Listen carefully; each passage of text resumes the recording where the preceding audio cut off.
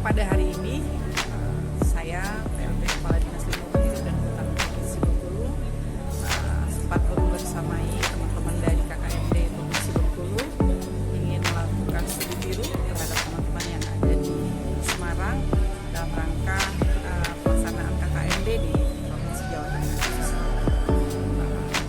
Kami dari pemerintah Provinsi Bengkulu sungguh menyambut baik ya kegiatan ini dan berharap mendapatkan sesuatu pembelajaran yang dapat nanti kita terapkan di Provinsi Bengkulu.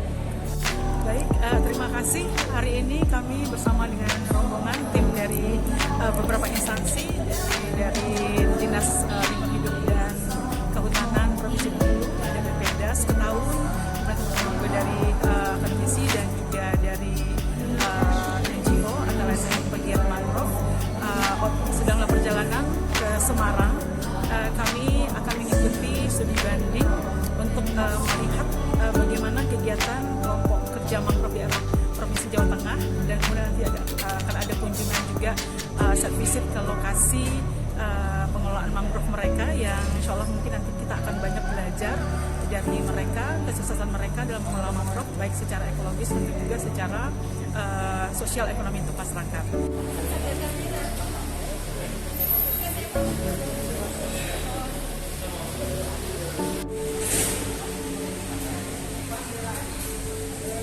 Alhamdulillah kita telah sampai di daerah di Provinsi Jawa Tengah dalam rangka studi biru kelompok kerja mangrove daerah Bengkulu. Jadi Bengkulu itu mengirimkan Dinas Lingkungan Hidup, BPDAS, akademisi dari UNIP dan juga dari pelaku mangrove. Mudah-mudahan apa yang kita dapatkan di Provinsi Jawa Tengah bisa kita kembangkan di Provinsi Bengkulu dan mudah-mudahan lebih baik.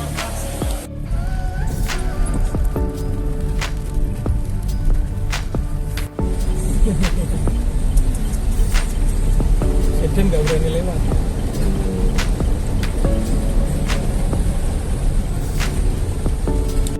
Alhamdulillah hari ini yang kita semua sudah sampai di Semarang dengan perjalanan dari pagi tadi sampai sore dalam rangka studi banding KKMD yang mana BPDAS memfasilitasi untuk kegiatan ini. Pesertanya dari Dinas Kehutanan Provinsi Bengkulu, dari akademis, UNIP, ya, terus dari lembaga atau penggiat mangrove yang ada di Bengkulu. Insya Allah kegiatan ini akan membawa berkah, menjadi pengalaman teman-teman sebagai pemangku kegiatan, sehingga nanti mangrove di Bengkulu juga bisa baik seperti contoh di Semarang ini.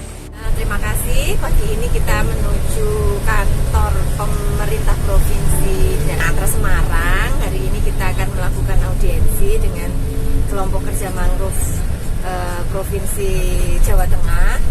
Di Semarang itu dulu.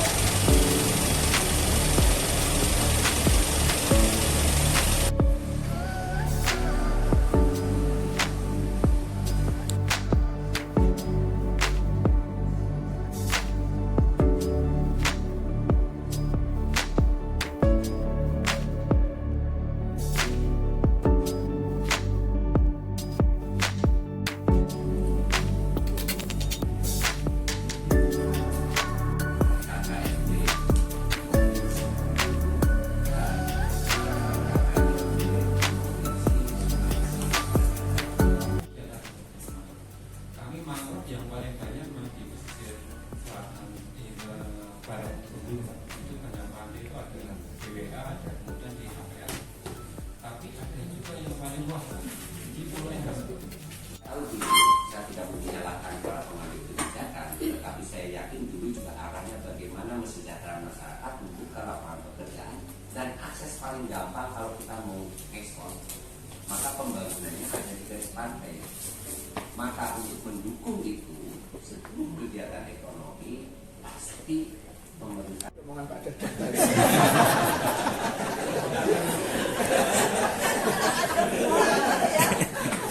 Wabarakatuh.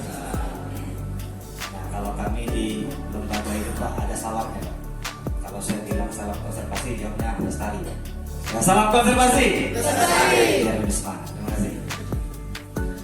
Jadi saya ini dari lembaga Latun yang konsen di pesisir. Sekarang kami tergabung di KKND, kelompok mangrove daerah Bengkulu. Kami dari pelaku mangrove berharap dengan adanya KKND ini menjadi gaung besar untuk kampanye konservasi mangrove. Karena slogan kami dari Bengkulu, mangrove itu untuk hidup dan kehidupan. Artinya apa? Mangrove ini memang memiliki dampak yang sangat luar biasa.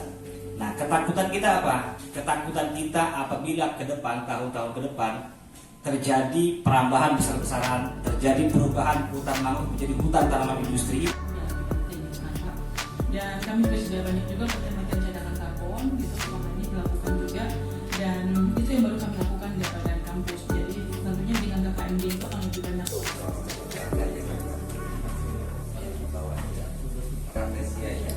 Kayaknya di Batu Raden ada Rafflesia juga ya.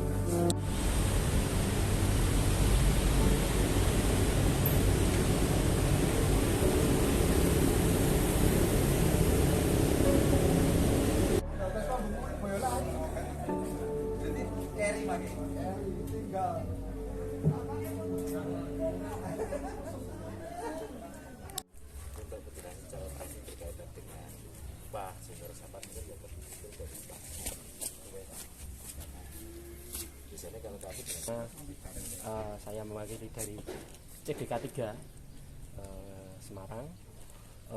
Untuk di Desa Manggian ini pada tahun ini ibaratnya paket komplit, Pak.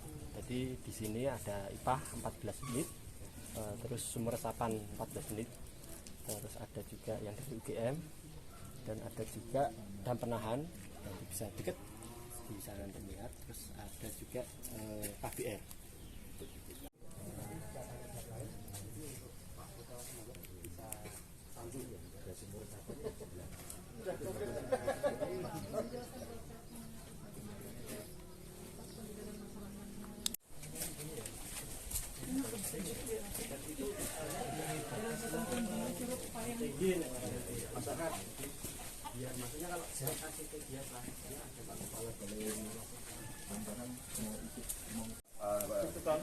Hijau ada batunya. Batunya ada batu kali itu, batu belah, kemudian ada hijau yang paling bawah. Jadi ini instalasi untuk yang sumur resapan ini berdekatan dengan instalasi itu semua. Iya. Kalau sebagian gerontengnya ada yang sumur gali, sebagian. Ya. Ada yang seperti yang ini gerontengnya pakai sumur gali, tidak pakai sumur resapan. Limpasannya masuk ke sumur gali karena sudah ada sumur gali di dekatnya.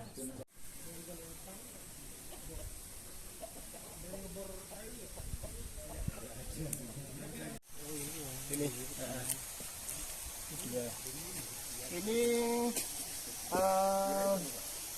10 kali 25 kali 2,5. Hitung-hitungannya kisarannya sekitar 520 kubik. Mudah-mudahan bimbingan Bapak Ibu sekalian bisa bermanfaat. Apa-apa yang ada di dusun kami yang mungkin untuk bisa diaplikasikan di Bengkulu mungkin bisa dipraktekkan di sana. Dan bila dalam kunjungan ini menemukan sesuatu yang mungkin perlu ada pembenahan, kami sangat terbuka untuk menerima saran maupun pembinaan dari kawan-kawan dari Bengkulu. Kedua, kita akan melakukan tur ke Demak, yaitu melihat hutan mangrove.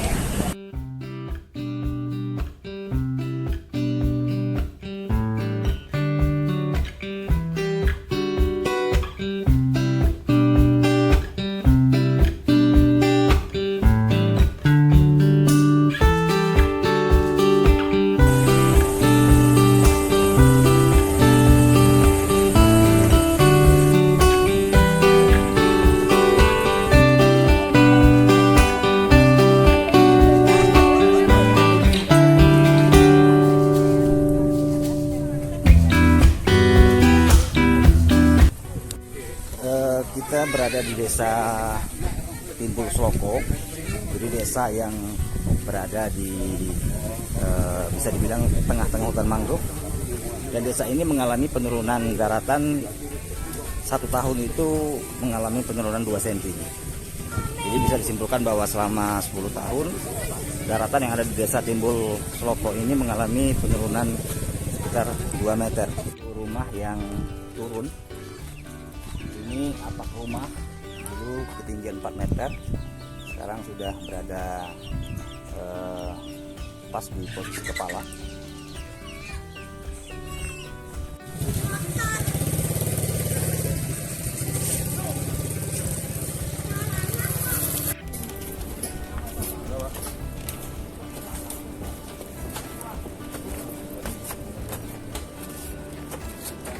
Ada unit engineering, itu ada ini penahan ombak, jadi ada yang solusi alami yang ditanam.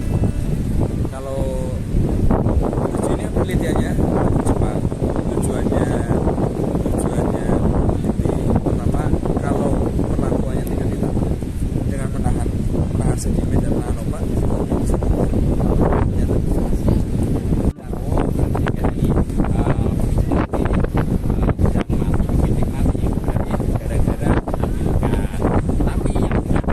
Timbul Sloko tahun sekitar 80-90 masih produktif.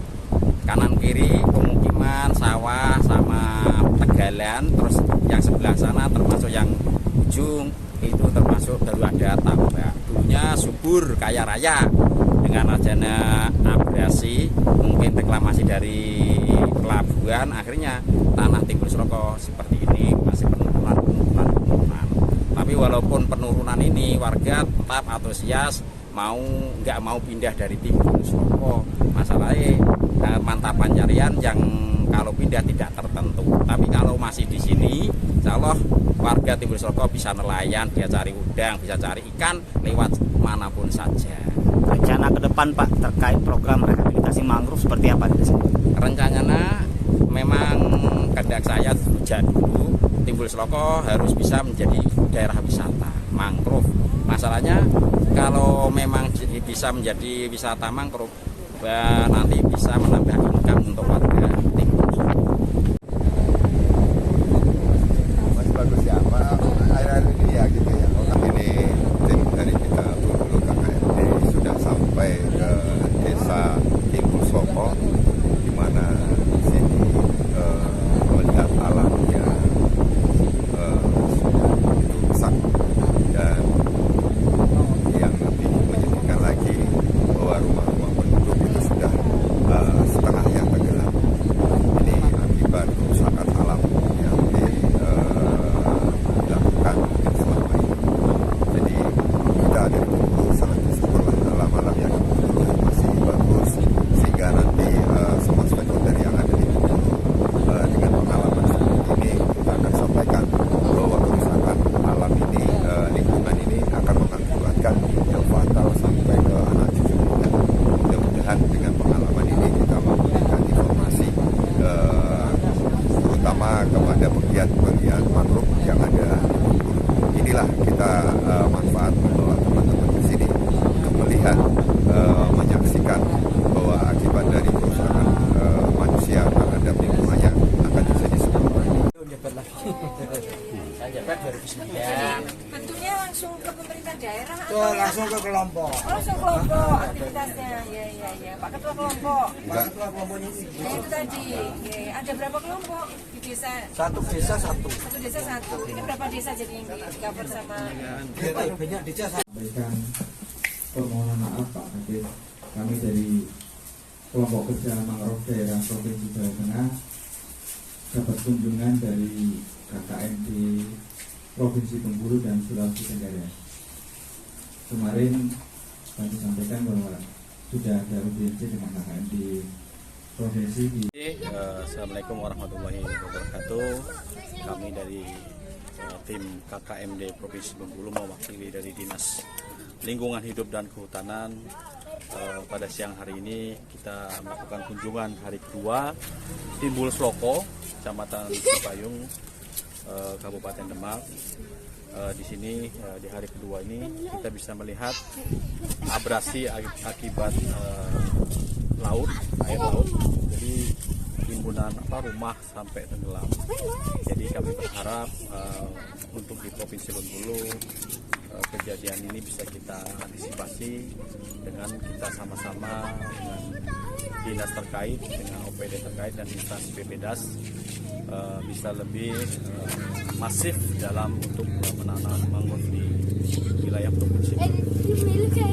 Di hari pertama kemarin kita juga sudah melaksanakan audiensi dengan KKND Provinsi Jawa Tengah yang difasilitasi oleh Biro Infrastruktur Sumber Daya Alam Provinsi Jawa Tengah, dan kami juga sangat banyak belajar dari apa yang sudah disampaikan, dan mudah-mudahan dengan hasil studi banding ini kita bisa bawa ke Bengkulu apa-apa yang akan kita lakukan, terutama yang paling utama adalah sinergitas antar anggota KKND agar apa yang menjadi harapan dan cita-cita kita bisa lebih baik lagi, dan untuk penggiat mangrove yang ada di Provinsi Bengkulu juga bisa kita rangkul dan kita bisa bekerjasama